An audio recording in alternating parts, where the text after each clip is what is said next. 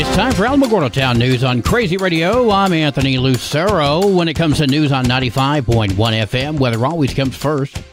A strong polar cold front, which continues to sweep across the lower 48, is bringing temperatures across portions of the northern plains, plummeting nearly 50 to 60 degrees behind that front. The southern plains and Midwest temperatures are also falling off into the 40s and 50s. Closer to home, scattered rain showers today into tomorrow morning, along with a wintry mix over the high terrain. Roads are going to be slick in some places, especially for mountain passes. Expect breezy to windy again on Sunday. We'll have another look at the weather following this news. At last night's City Commission meeting, presentation and discussion on a new natatorium. Belinda Bass, the Parks and Rec Director. Our swimming pool is at the end of its life. It's also only a half a year or less pool.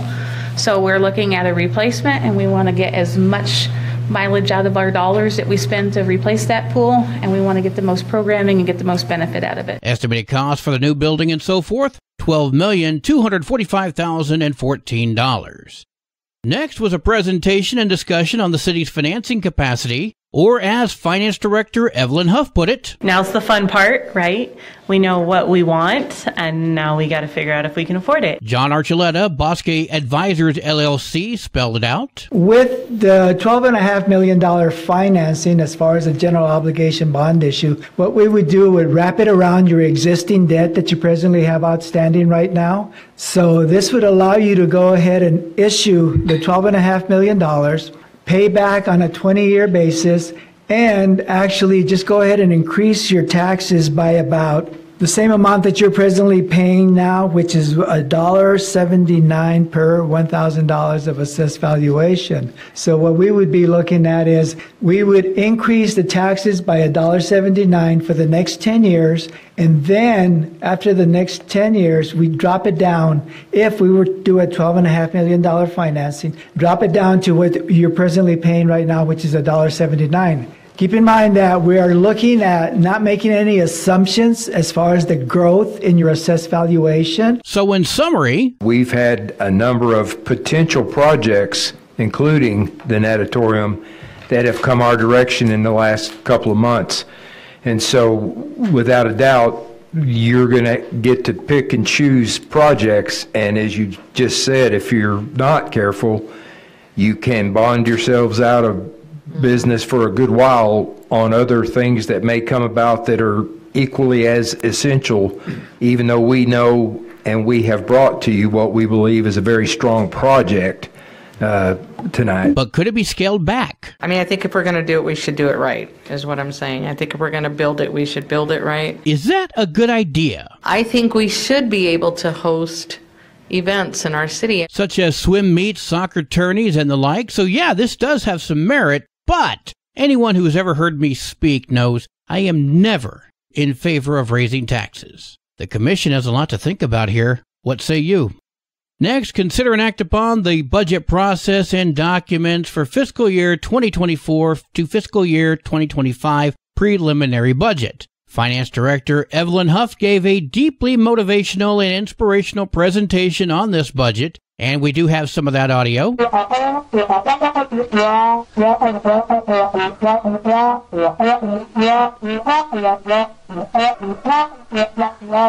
Okay, you can hear the real presentation as well as the meeting in full on the City of Alamogordo YouTube channel.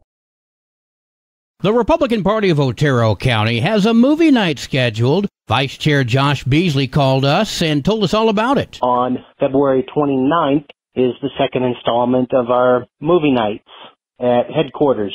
It's called Out of the Shadows. It follows a Hollywood stuntman who was injured on the job, and while he was out, he started looking at different things, seeing how the mainstream media and the government are all intertwined.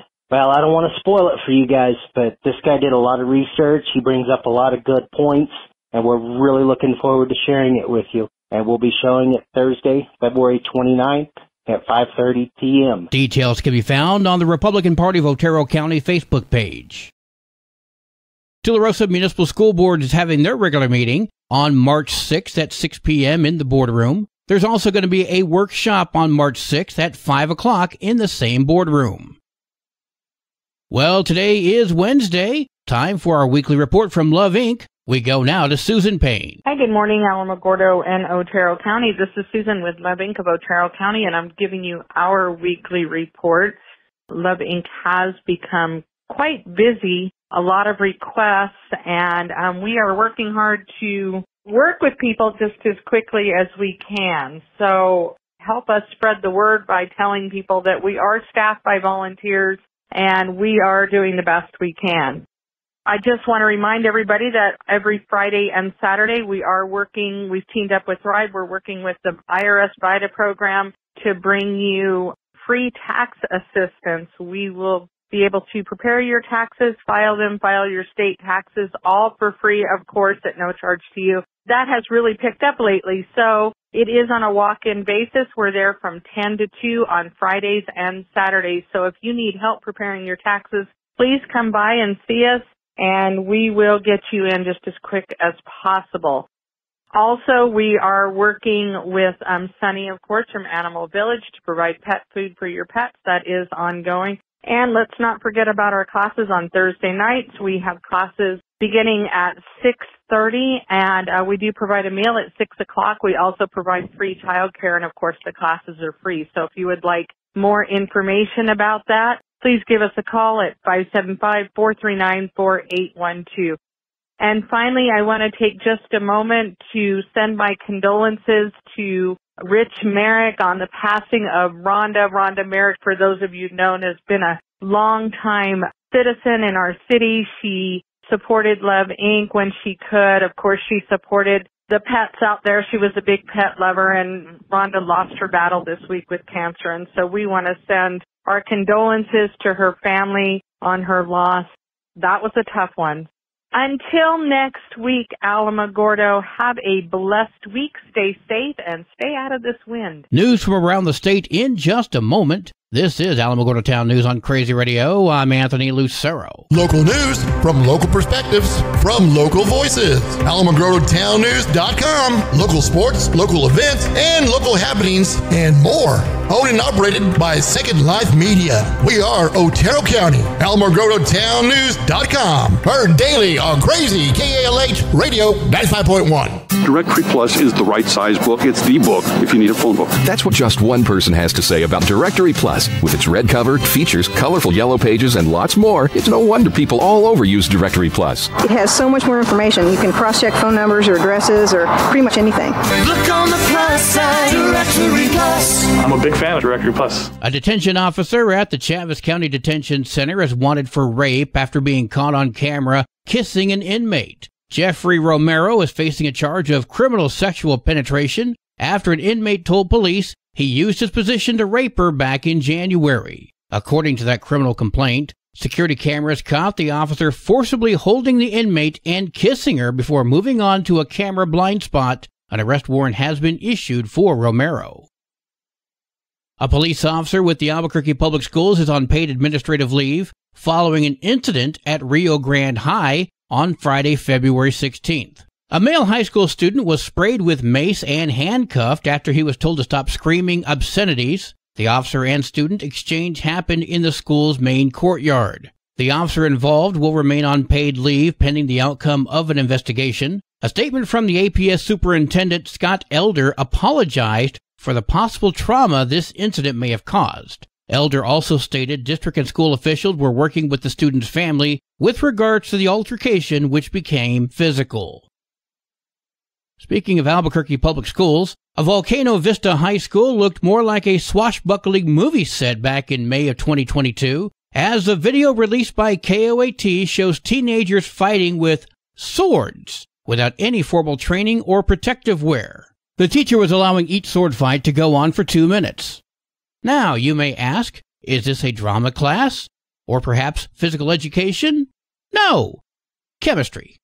The worst part is one student was seriously hurt, and now her family is suing the district. Jessica Hernandez is the attorney for that student. If I'm a parent and I take my kid to school, I think they're going to be safe. I think the teachers are going to protect them, and here, absolutely the opposite happened. According to Hernandez, her client was 16 at the time and took the video before she was sliced in her right hand by the sword. Once the student was injured, did the teacher call for help? Nope. She exclaimed, quote, "I'm in trouble," close quote, and then ordered her students to delete any videos of that incident. I've talked to her surgeon, and he described the way that as he was doing the surgery inside, he could actually feel where the sword had made a mark in the bone. She may not ever regain full motion or strength in her right hand, and she is right-handed. The family is now suing Albuquerque Public Schools for allowing this to happen. When reached for comment, APS stated they do not comment on pending litigation, but that teacher was confirmed to be no longer employed by Albuquerque Schools. It's unclear if she was let go due to this incident.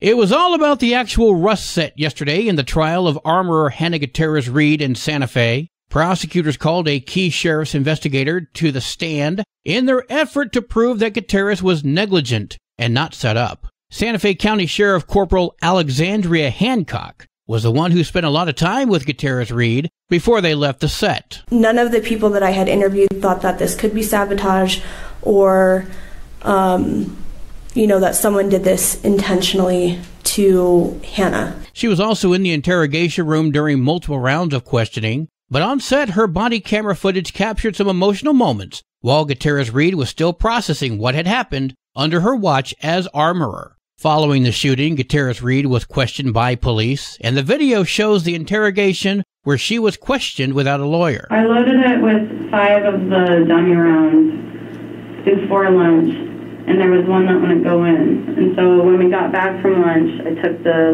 little cleaner guy, I cleaned it out really quick, and I put another dummy in there. A firearms expert, Lucian Hogg, told jurors that his analysis of the photos of the gun used in the shooting showed it was in proper working condition while on set. Court adjourned for the day before the defense was able to cross-examine Hancock, and that line of questioning is expected to begin this morning.